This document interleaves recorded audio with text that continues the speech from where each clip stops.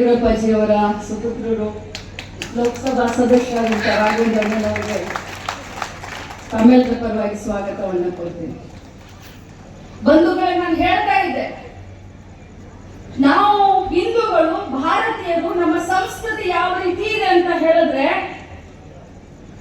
ನಾವು ಕಲ್ಲನ್ನ ಪೂಜೆ ಮಾಡ್ತೇವೆ,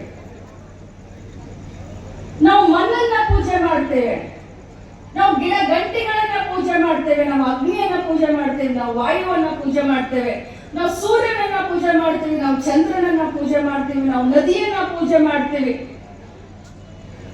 ನಾವು ಗೋಮಾತೆಯನ್ನ ಪೂಜೆ ಮಾಡ್ತೀವಿ. ನಾಗರ ಪಂಚಮಿ ಬಂದ್ರೆ ನಾಗರ ಹಾವಿನ ಹುದ್ದೆಗೆ ಹಾಲನ್ನ ಏರಿತೇವೆ. ಯಾರಾದ್ರೂ ಒಂದು ಹೊಸ ಗಾಡಿಯನ್ನ ಮನೆಗೆ ತೆಗೆದುಕೊಂಡು ಬಂದ್ರೆ ಗಾಡಿಗೆ ಪೂಜೆ ಮಾಡಿ ಒಳ್ಳೇದಾಗ್ಲಮ್ಮ ಅಂತ ಬೇಡ್ಕೊಳ್ತೇವೆ. ಭತ್ತ ಗಿತ್ತ ರಾಶಿ ಮಾಡಿದ್ರೆ ರಾಶಿಗೆ ಪೂಜೆ ಮಾಡ್ತೇವೆ, ಕಣಜ ಕಟ್ಟಿದ್ರೆ ಕಣಜಕ್ಕೆ ಪೂಜೆ ಮಾಡ್ತೇವೆ. ಮನುಷ್ಯನ ಕಾಲು ಏನಾದ್ರೂ ಹತ್ತಿದ್ರೆ ಅವನ ಕಾಲು ಮುಗಿದು ಪೂಜೆ ಮಾಡ್ತೇವೆ. ಆದ್ರೆ ಇಷ್ಟೆಲ್ಲ ಪೂಜೆ ಮಾಡುವಂತವ್ರು, ಇಷ್ಟೆಲ್ಲ ಮಾನವೀಯತೆಯ ಮೌಲ್ಯಗಳನ್ನ ಅಳವಡಿಸಿಕೊಂಡಂತ ಭಾರತೀಯರು ಇವತ್ತು ಮನುಷ್ಯನ ದ್ವೇಷ ಮಾಡುವಂತ ಆ ವಿಷ ಬೀಜವನ್ನ ನಾವಿವತ್ತು ಕಿತ್ತು ಒಗಿಬೇಕಾಗಿದೆ. ಸಮಾಜಮುಖಿಯಾದಂತ ಚಿಂತನೆಯನ್ನ ನಾವೆಲ್ಲರೂ ಮಾಡಬೇಕಾಗಿದೆ ಅಂತ ಬಹಳಷ್ಟು ಗಟ್ಟಿ ಧ್ವನಿಯಲ್ಲಿ ಹೇಳಲಿಕ್ಕೆ ಬಯಸ್ತೇನೆ. ಅದು ನಮ್ಮ ಧರ್ಮವನ್ನ ರಕ್ಷಣೆ ಮಾಡೋದು ಯಾವ ರೀತಿ ಅಂತ ಹೇಳಿದ್ರೆ, ನಾವು ಹುಟ್ಟಿದಂತ ಧರ್ಮವನ್ನ ನಾವು ಪೂಜಿಸೋಣ, ಆದ್ರೆ ಅನ್ಯ ಧರ್ಮವನ್ನ ಪ್ರೀತಿಸೋಣ. ಪ್ರೀತಿಯಿಂದಲೇ ಈ ದೇಶದಲ್ಲಿ, ಈ ರಾಜ್ಯದಲ್ಲಿ, ಈ ಜಿಲ್ಲೆಯಲ್ಲಿ ಶಾಂತಿ ಅನ್ನೋದನ್ನ ಹೇಳಲಿಕ್ಕೆ ಬಯಸ್ತಾರೆ. ಬಂಧುಗಳೇ, ಮಹಿಳೆ ಮತ್ತು ಧರ್ಮ, ಬಹುಶಃ ಮಹಿಳೆ ಅಂದ್ರೆ ಧರ್ಮ, ಮಹಿಳೆಗೆ ಇನ್ನೊಂದು ಹೆಸರೇ ಧರ್ಮ. ಧರ್ಮದಿಂದ ಜೀವನ, ಹುಟ್ಟಿದಾಗಿಂದ ತನ್ನ ಕೊನೆಯ ಉಸಿರಿರುವವರೆಗೂ ಮಹಿಳೆ ಧರ್ಮದಿಂದಲೇ ಜೀವನ ಮಾಡೋದು.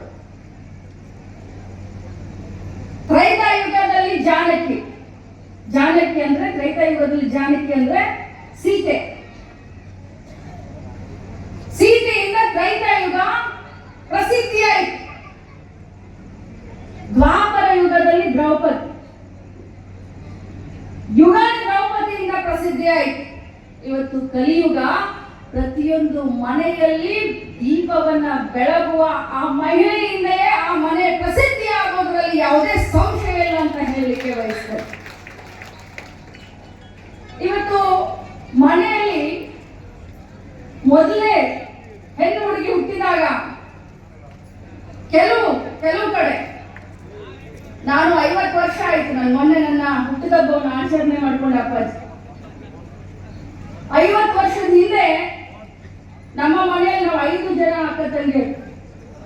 ನಾನು 2ನೇವಳು, 6ನೇವನು ನನ್ನ ತಮ್ಮ ಚನ್ನರಾಜ್ ಹಟ್ಟಿಯೊಳಿ, ಈಗ MLC ಆಗಿ ಸೇವೆ ಮಾಡ್ತಾನೆ. ಆದ್ರೆ ನಮ್ಮ ತಂದೆ ತಾಯಿ ಯಾವತ್ತೂ ಕೂಡ ಹೊರೆ ಅಂತ ಅನ್ಸ್ಕೊಳ್ಳಲ್ಲ. 5 ಜನ ಹೆಣ್ಣು ಮಕ್ಕಳು ನಮಗೆ ಅಂತ ಆ ಹೊರೆ ಅಂತ ಅನ್ಸ್ಕೊಳ್ಳಲ್ಲ, ಅಥವಾ ನನಗೆ ನಮ್ಮ 5 ಜನ ಅಕ್ಕ ತಂಗಿಯರಿಗೆ ಒಬ್ಬನೇ ಇದ್ದಂತ ಚನ್ನರಾಜ್ ಹಟ್ಟಿ ಒಳಗೆ ಭೇದ ಭಾವ ಮಾಡಲಿಲ್ಲ.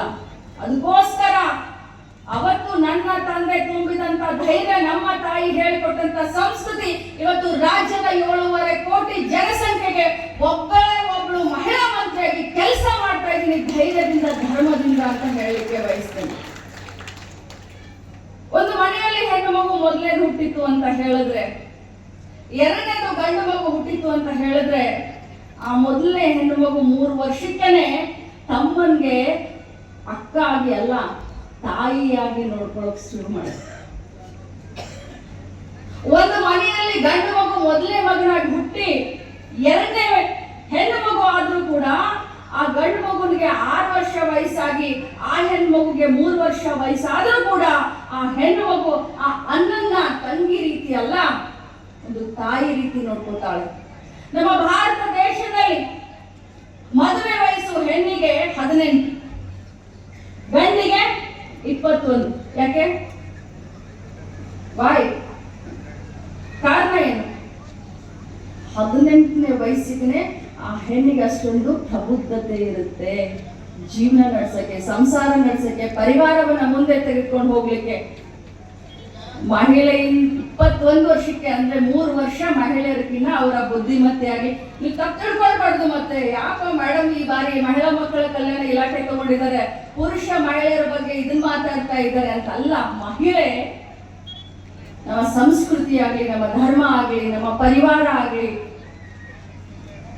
ಒಂದು ಹೆಣ್ಣಾಗಿ, ಮಗಳಾಗಿ, ಸೊಸೆಯಾಗಿ, ಅತ್ತೆಯಾಗಿ, ತಂಗಿಯಾಗಿ, ಅಕ್ಕ ಆಗಿ, ತಾಯಿಯಾಗಿ, ಅಜ್ಜಿಯಾಗಿ, ಜೀವನದ ಪ್ರತಿಯೊಂದು ಘಟ್ಟದಲ್ಲಿ ಅಳಗಾಡದೆ ಧೈರ್ಯದಿಂದ ತನ್ನ ಪರಿವಾರವನ್ನ ಮುಂದೆ ತೆಗೆದುಕೊಂಡು ಹೋಗ್ತಾಳೆ. ನಾನು ಬಹಳ ಹೊತ್ತು ತಗೊಳ್ಳೋದಿಲ್ಲ, ಅಂದ್ರೆ ಒಂದು ಉದಾಹರಣೆಯನ್ನ ತಮ್ಮ ಎದುರುಗಡೆ ಹೇಳಲಿಕ್ಕೆ ಬಯಸ್ತೇನೆ.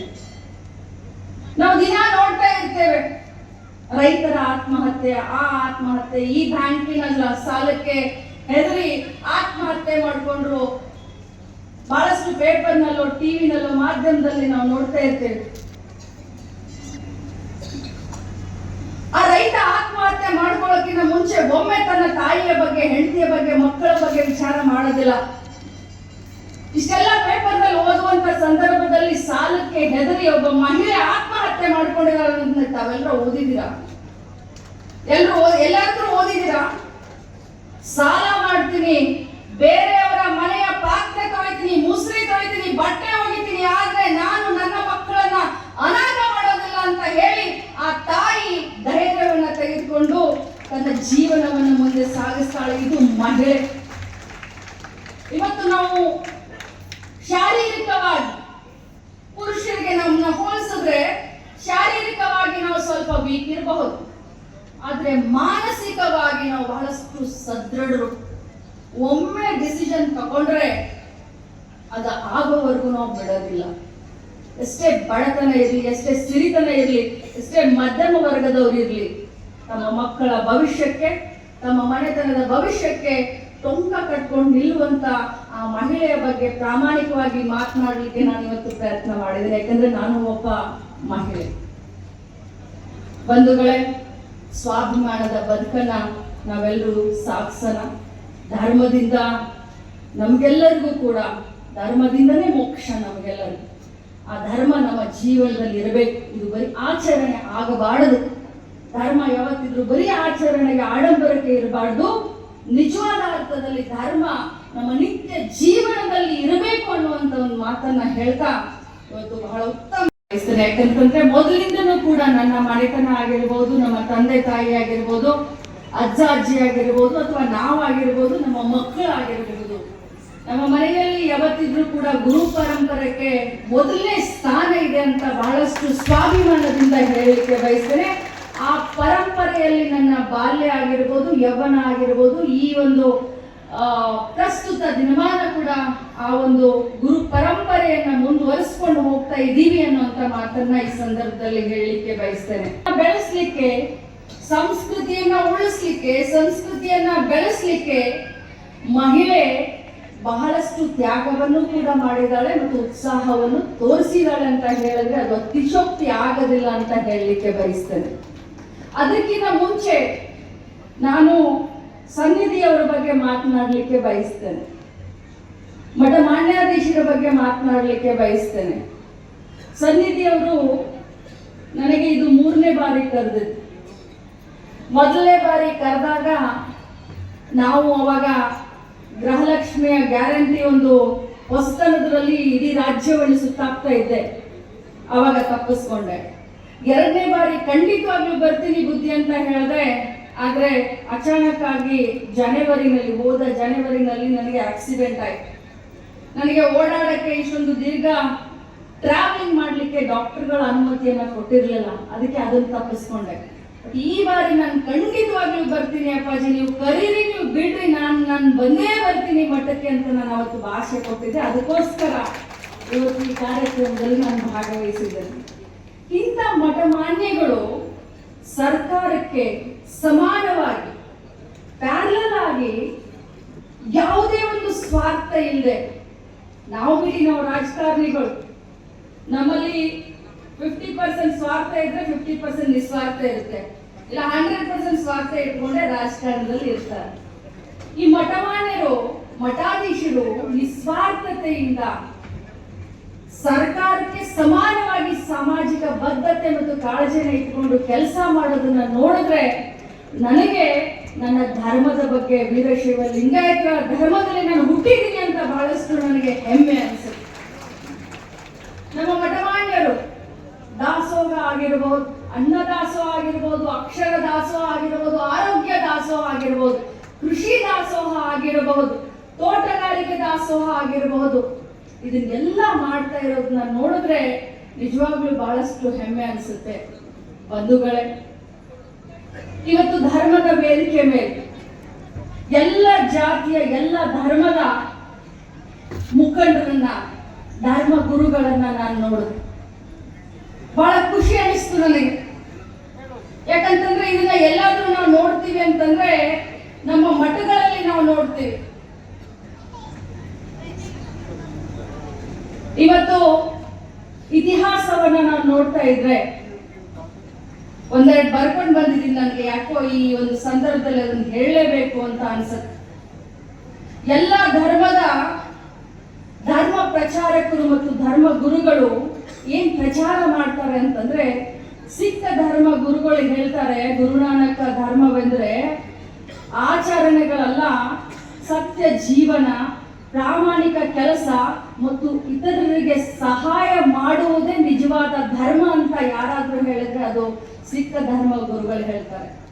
ಇಸ್ಲಾಂ ಧರ್ಮದಲ್ಲಿ ಹೇಳ್ತಾರೆ, ಧರ್ಮದ ಅರ್ಥ ಪ್ರವಾದಿ ಮೊಹಮ್ಮದ್ ಅವರು ಹೇಳ್ತಾರೆ, ಧರ್ಮವನ್ನ ಶರಣಾಗತಿ ಮಾಡ್ಬೇಕು, ಸ್ಯಾಕ್ರಿಫೈಸ್ ಮಾಡ್ಬೇಕು, ನ್ಯಾಯ, ದಯೆ, ಸಮಾನತೆ ಎಂಬ ಮೌಲ್ಯಗಳನ್ನ ಸಾರಿದ್ದು ಪ್ರವಾದಿ ಮೊಹಮ್ಮದ್ ಅವರು.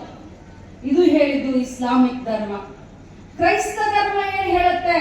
ಕ್ರೈಸ್ತ ಧರ್ಮ ಹೇಳುತ್ತೆ, ಯೇಸು ಕ್ರಿಸ್ತ ಹೇಳ್ತಾನೆ, ಪ್ರೀತಿ ಮತ್ತು ಕ್ಷಮೆ. ಇದು ಧರ್ಮದ ಮೂಲ ಸಾರಾಂಶ ಅಂತ ಯಾರಾದ್ರೂ ಹೇಳಿದ್ರೆ ಅದು ಯೇಸು ಕ್ರಿಸ್ತ ಹೇಳ್ತಾನೆ. ಮಾನವನನ್ನ ಪ್ರೀತಿಸು ಮತ್ತು ನಿನ್ನ ದ್ವೇಷ ಮಾಡದವನ್ನ ನೀನು ಕ್ಷಮಿಸು ಅಂತ ಹೇಳೋದು ಯಾವ್ದಾದ್ರು ಧರ್ಮ ಇದ್ರೆ ಅದು ಕ್ರೈಸ್ತ ಧರ್ಮ ಆಗುತ್ತೆ. ಬೌದ್ಧ ಧರ್ಮದ ದೃಷ್ಟಿಕೋನ, ಗೌತಮ ಬುದ್ಧ ಧರ್ಮ ಎಂದ್ರೆ ದುಃಖ ನಿವಾರಣೆ ಮತ್ತು ಮನಃಶಾಂತಿ ಪಡೆಯುವ ಮಾರ್ಗ ನಿಜವಾದ ಧರ್ಮ ಅಂತ ಅವರು ಧರ್ಮದ ಬಗ್ಗೆ ಸಂದೇಶವನ್ನ ಕೊಟ್ಟಿದ್ದಾರೆ. ಕೆಟ್ಟದ್ದನ್ನ ಮಾಡಬೇಡಿ, ಒಳ್ಳೆಯದನ್ನ ಮಾಡಿ ಮನಸ್ಸನ್ನ ಶುದ್ಧಗೊಳಿಸಿ, ಇದೇ ನಿಜವಾದ ಧರ್ಮ ಅಂತ ಹೇಳಿ ಗೌತಮ ಬುದ್ಧರು ಪ್ರತಿಪಾದಿಸಿದ್ದಾರೆ. ಇನ್ನು ಜೈನ ಧರ್ಮದ ದೃಷ್ಟಿಕೋನ, ಅಹಿಂಸಾ ಪರಮೋ ಧರ್ಮ. ಯಾವ ಜೀವರಾಶಿಗೂ ಕೂಡ ಕಷ್ಟವನ್ನ ಕೊಡಬೇಡ, ಎಲ್ಲ ಜೀವರಾಶಿಗಳಿಗೂ ಈ ಜಗತ್ತಿನಲ್ಲಿ ಜೀವನ ಮಾಡುವಂತ ಹಕ್ಕಿದೆ, ಅದಕ್ಕೆ ಅಹಿಂಸಾ ಪರಮೋ ಧರ್ಮ ಅಂತ ಸಾರಿದ್ದು ಯಾರಾದ್ರೂ ಇದ್ರೆ ಅದು ಜೈನ ಧರ್ಮ.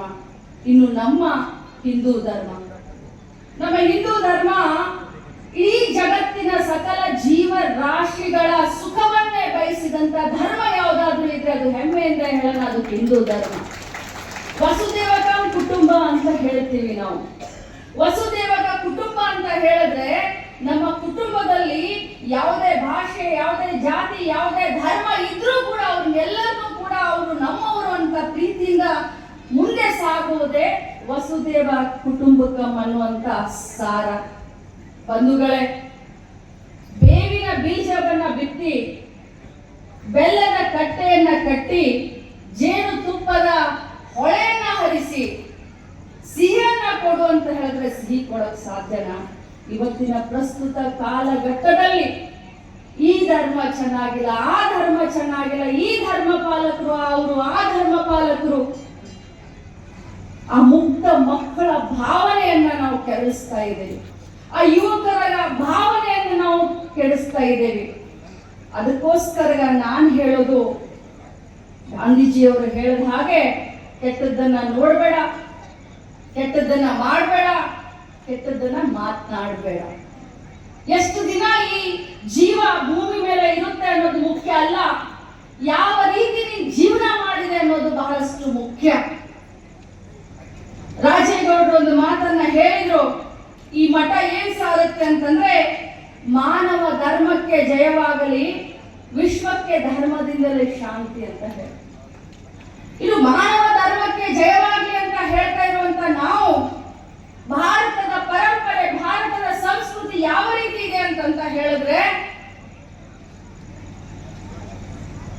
ರಾಘವೇಂದ್ರನ ಬಂದ್ರು ಹಾಗೆ ಅಣ್ಣ ತಮಗೂ ಕೂಡ ಸ್ವಾಗತ ಈ ಕಾರ್ಯಕ್ರಮಕ್ಕೆ. ನಮ್ಮ ಸಮಾಜದ ಹಿರಿಯ ಹೆಚ್ಚಿನ ವಿಡಿಯೋಗಳಿಗೆ ಪ್ರತಿಧ್ವನಿ ಯೂಟ್ಯೂಬ್ ಚಾನೆಲ್ ಸಬ್ಸ್ಕ್ರೈಬ್ ಮಾಡಿ, ಬೆಲ್ ಐಕಾನ್ ಕ್ಲಿಕ್ ಮಾಡಿ.